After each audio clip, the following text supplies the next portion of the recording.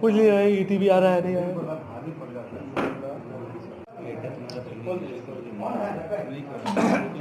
बड़ा वो नंदेश्वर से, हाँ अभी नहीं, बाद में, इसके बाद।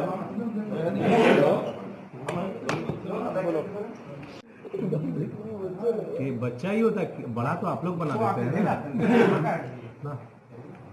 तो यहाँ आने के काबिल है हो? पेपर में आप लोग उसको बनाए हीरो, हमने। हाँ ये एक ड्राइंग वाले, एक ईटी वाले आते हैं, एक जी वाले कोई आते हैं, आए हुए हैं।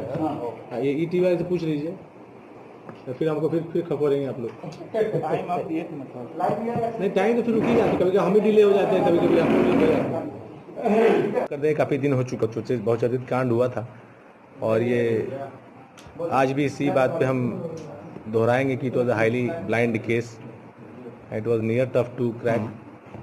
हम लोग पुलिस में मान के चलते हैं कि परफेक्ट क्राइम नहीं होता है, लेकिन इस केस का अनुसंधान को करते हुए पता चला कि नियर उसके तक पहुंच सकता है अपराधी। अभी जानबूझ के पहुंचा या अनजाने में पहुंचा, but it was a very tough case to crack. पहले आप लोगों को बताया जा चुका है कि इसका जो मुख्य साजिशकर्ता, मुख्य अपराधी था ऋतुराज, जिसका घर खेमनी चक में है, वो गिरफ्तार हुआ था 2 फरवरी को, जिसके बाद उसको जुडिशियल कस्टडी में भेजा गया था। उस दिन आपको हमने बताया था कि उस व्यक्ति ने इसके पहले कभी गोली नहीं चलाई है और न ही कभी हत्या का केस उसके ऊपर उस दिन तक हम लोगों को नहीं पता था। बाद में उसके बाद हम लोगों ने आपको बताया कि एक आपराधिक इतिहास में उसका एक केस निकला था, रक्सौल में एक बार वो जेल गया था राइटिंग के केस में और आर्म्स एक्ट के केस में। उस व्यक्ति की गिरफ्तारी 2 तारीख को हुई, जो कि घटना के तिथि से लगभग 22 दिन के बाद हम लोग कर पाए थे। चूँकि अनुसंधान टफ था और समय लग रहा था, निर्दोष को जेल नहीं भेजना था, दोषी जेल जाए, ये हम लोग का ध्येय था, इसलिए समय लगा। और उससे डबल समय अभी हम लोग लगा है, 50 दिन हम लोग को लगभग लगे हैं। 2 फरवरी से लेकर कल रात हम लोग गिरफ्तारी कर पाए हैं दूसरे शूटर का। अरेस्टिंग 2 तारीख को हुई थी ऋतुराज की, और उस प्रेस कॉन्फ्रेंस में, जो कि काफ़ी डिटेल था, इसके बाद मैंने इस केस से जुड़ा हुआ कोई प्रेस कॉन्फ्रेंस नहीं किया, सीधे आज कर रहा हूँ। उसके बाद से कई तरह की चर्चाएँ हुई एक्यूज़ की जेन्युइनिटी को लेकर और मोटिव के ऊपर भी। परिजनों को हम लोगों ने इन्वेस्टिगेशन और डिटेल्स शेयर किए थे, बिकॉज वो इस केस के सबसे बड़े स्टेक होल्डर्स थे। मैं छपरा भी गया था 5 फरवरी को, परिजनों की मुलाकात माननीय मुख्यमंत्री से भी हुई थी, और उन लोगों ने अपना जो भी कंसर्न था माननीय मुख्यमंत्री को भी बताया था। उस बैठक में मैं भी मौजूद था। 7 फरवरी को की ये घटना है, और इस दौरान पुलिस प्रशासन की तरफ से और शीर्ष स्तर की तरफ से भी उन लोगों को ये फ्रीडम था कि अगर उनको पुलिस या अनुसंधान पे किसी तरह का शक शुबा है तो वो अपनी बात कह सकते हैं, और वो अगर चाहें तो सीबीआई में भी अनुसंधान जा सकता है। इन्वेस्टिगेशन जो हम लोगों ने किया है, सीडीआर से जो प्रमाण हुआ है, लेकिन जैसे ऋतुराज की गिरफ्तारी होती है, उस रात के बाद अगले दिन से उस रात को ये भाग के चला जाता है नोवेल्टी स्वीट्स जो है कंकड़बाग में, वहाँ उसकी बहन का घर है, इसकी बहन रहती है, उसके घर पे जाकर रुकता है। उसके बाद वो बढ़िया चला जाता है, बढ़िया में इसका गांव है, वहाँ 2-3 दिन रुकता है। तो उसके बाद लखीसराय चला जाता है, वहाँ भी इसकी रिश्तेदारी है, वहाँ कुछ 4-5 दिन रुकता है। इस तरह भागता फिर रहा है, लेकिन भागते फिरने में एक पैटर्न है कि रिश्तेदारों के यहाँ जाता है, जो इनके परिचित हैं, जहाँ इनका घर है, अपना ठिकाना है, वहाँ जाता है। पैसे की इसके पास कमी है, नहीं तो ये होटल में भी रह सकता था, दूसरे ये इस शहर को भी छोड़ सकता था, राज्य को छोड़ सकता था। बीच में एक बार ये हम लोगों ने जब इसको क्लोजली ट्रेस किया और इसके पूरे परिजनों का हम लोगों ने पूरा सर्विलांस लिया, लगभग 100 से ज़्यादा ऊपर नंबर हम लोग सुन रहे थे, तो गया में भी इसको हम लोगों ने एक बार रेड करने का प्रयास किया, लेकिन हम लोग 2 दिन विलम्ब से पहुँचे। ये वेरीफाई हुआ कि गया में मानपुर में अपने एक रिश्तेदार में जो चाचा लगते हैं उनके यहाँ गया हुआ था। हम लोग थोड़ा लेट पहुँच पाए वहाँ। फिर बनारस में हम लोगों ने इसको पीछा किया, उसके बाद दिल्ली तक ये गया था। हालांकि हम लोग दिल्ली जा रहे थे तभी हम लोग को सूचना मिली कि ये लौट रहा है, और वहाँ कितने दिन ये जांच का विषय है, लेकिन ये 3-4 दिन से ज़्यादा वहाँ रहा, और लौटने की सूचना पर ही चूँकि इतने दिनों तक हम लोगों ने इसका अनुसंधान कर लिया था कि इसका घर कहाँ पर है और इसका डेरा कहाँ पर है, तो फिर हम लोगों ने इसके दोनों जगह पर ट्रैप किया और कल रात इसकी गिरफ्तारी कुमरार गांव के पास से, चूँकि हुलिया और कदकाठी, इसका मेक, इसका एड्रेस डिटेल्स सारा चीज़ हम लोग को पता था, तो इसको देख के हम लोगों ने इसको गिरफ्तार किया और इसके पास से हम लोगों ने एक वेपन बरामद किया है और उसमें 5 राउंड्स गोली भी है।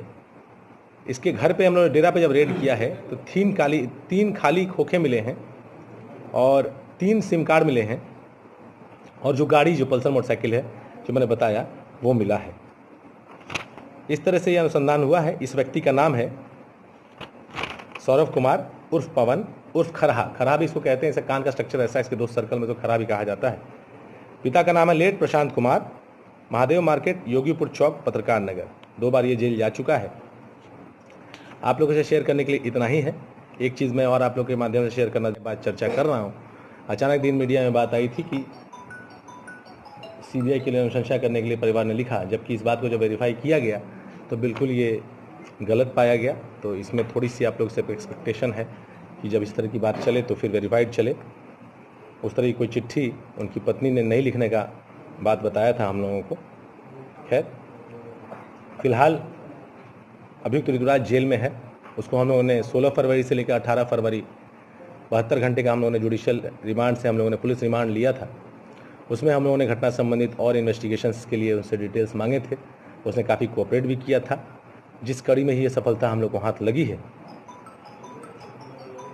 उसके पास से जो हथियार बरामद हुआ था, जैसा कि आप लोगों को पिछले पीसी में भी मैंने बताया था, उसको हम लोग एफएसएल में भेजेंगे। उसको हम लोगों ने एफएसएल जांच में कोर्ट के अनुमति से भेजा। आरके नगर का जो आर्म्स अटैक केस था उसका आर्म्स, और हमारे शास्त्री नगर थाने का जो मर्डर केस का था उसका जो खाली खोखा था और जो बुलेट विक्टिम की बॉडी से मिला था, जो कि आईजीएमएस में पोस्टमार्टम के थ्रू मिला था, उस ब्रदर्स को हम लोगों ने कोर्ट की अनुमति से भेजा। 22 फरवरी को ये एफएसएल जांच के लिए गया। ये आप लोगों की जानकारी के लिए है। इस अभियुक्त की गिरफ्तारी पर हम लोग आते हैं तो घटनाक्रम बिल्कुल वही है जैसा कि ऋतुराज ने शेयर किया था। घटना करने के बाद ऋतुराज भी अपने डेरा पे चला गया था, ये भी अपना डेरा पे जाता है। ये 8:30 से 9 के बीच में अपने डेरा पे जाता है, जिसका कि हम लोग के पास टेक्निकल एविडेंस भी है, फुटेजेस भी हैं। इसका घर से निकलना सुबह हत्या करने के लिए, इसका चमनचक जाना, घटना करने के बाद इसका घटनास्थल से वापस अपने घर पे आना, ये सब हम लोगों ने ट्रेस किया है।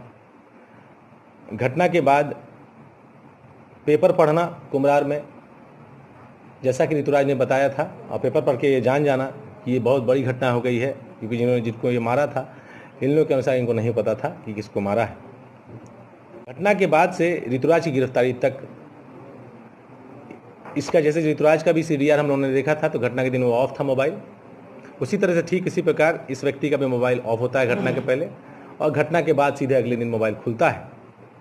और इसका लोकेशन कंकड़बाग के इलाके में ही रह जाता है। ऋतुराज भाग के रांची चला गया था, कंकड़बाग के इलाके में ही अगले 10 दिन तक रहता है।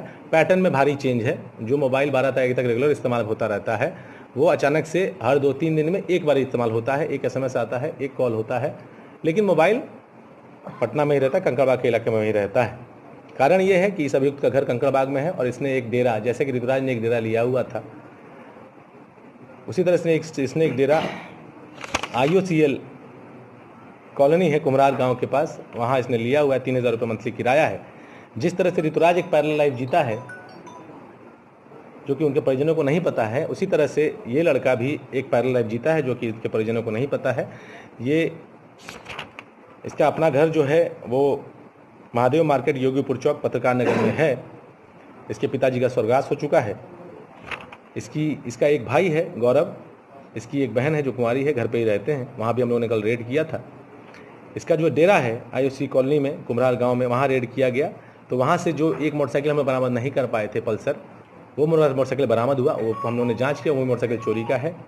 उस मोटरसाइकिल पर जो नंबर प्लेट हम लोग को मिला BR01 EY 4612, ये मैच करता है उस मोटरसाइकिल के नंबर प्लेट से जो कि घटना के दौरान इस्तेमाल हुआ है और CCTV फुटेजेस में वो नंबर आया है।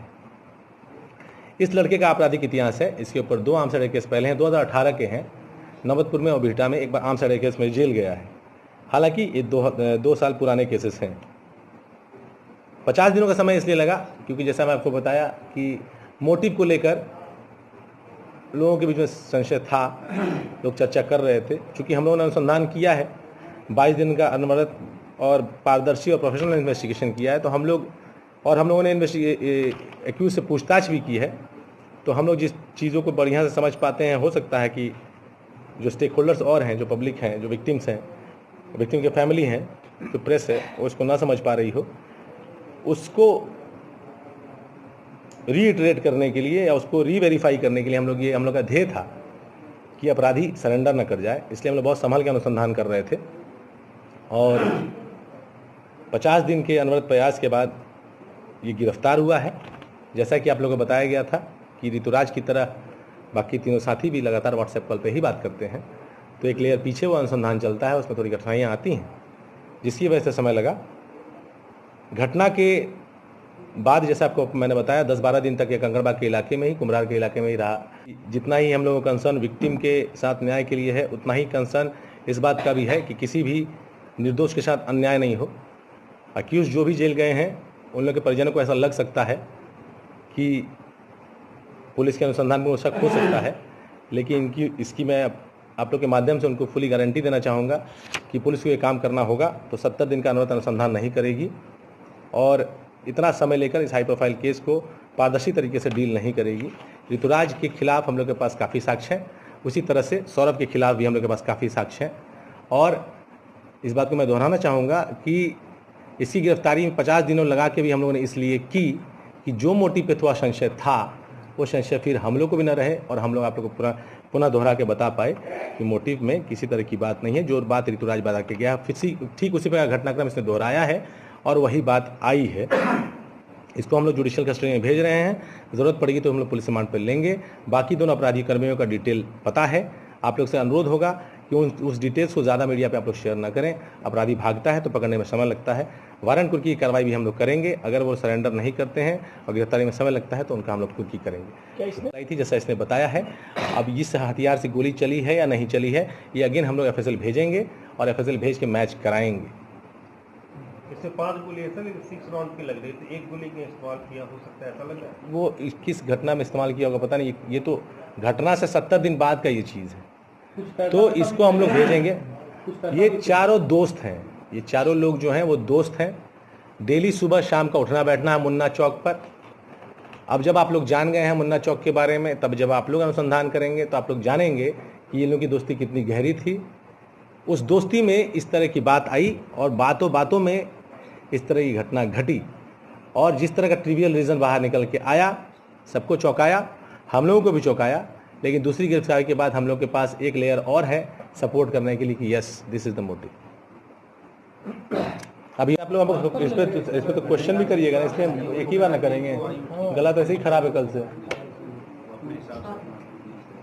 तुम्हारा मैसेज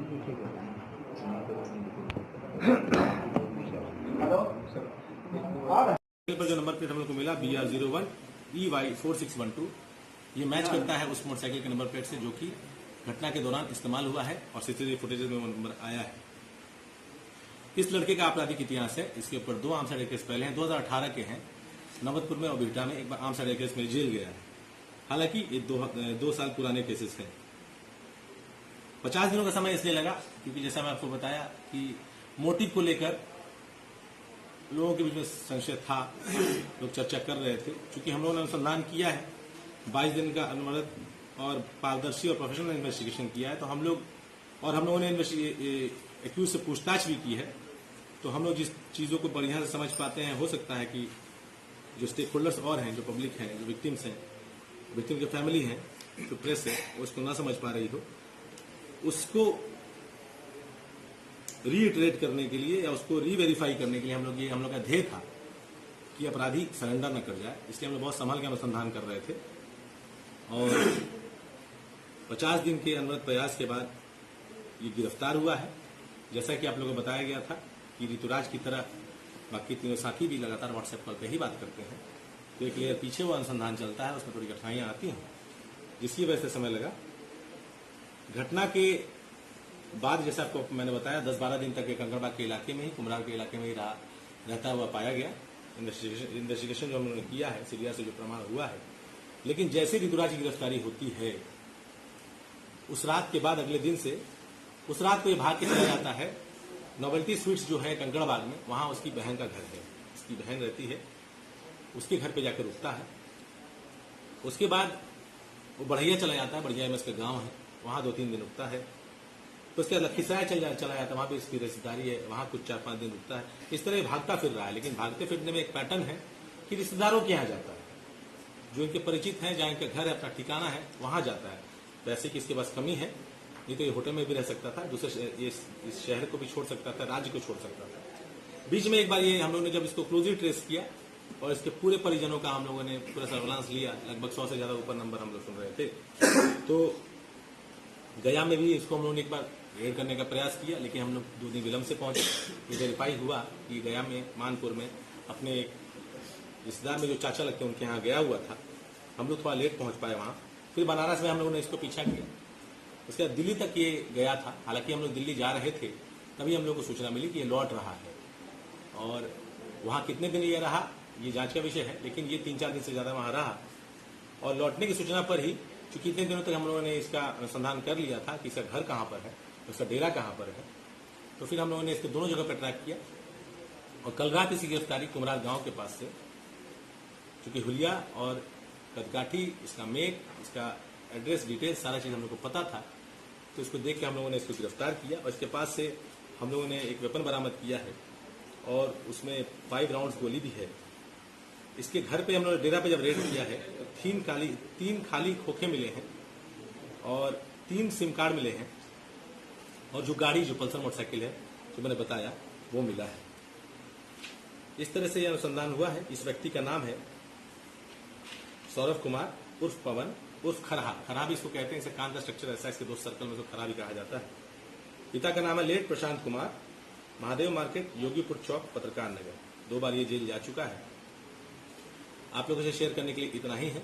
एक चीज मैं और आप लोगों के माध्यम से शेयर करना जरूर चाहूंगा कि जितना ही हम लोगों का कंसर्न विक्टिम के साथ न्याय के लिए है, उतना ही कंसर्न इस बात का भी है कि किसी भी निर्दोष के साथ अन्याय नहीं हो।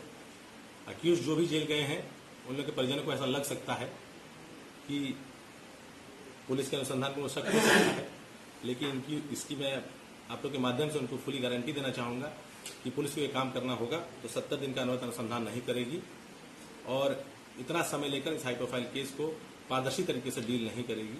ऋतुराज के खिलाफ हम लोग के पास काफी साक्ष्य है, उसी तरह से सौरभ के खिलाफ भी हम लोग के पास काफी साक्ष्य है। और इस बात को मैं दोहराना चाहूंगा कि इसी गिरफ्तारी 50 दिनों लगा के भी हम लोगों ने इसलिए की कि जो मोटिव पे थोड़ा संशय था वो संशय फिर हम लोग को भी न रहे और हम लोग आप लोग को पूरा पुनः दोहरा के बता पाए कि मोटिव में किसी तरह की बात नहीं है। जो बात ऋतुराज बता के गया ठीक उसी प्रकार घटनाक्रम से दोहराया है और वही बात आई है।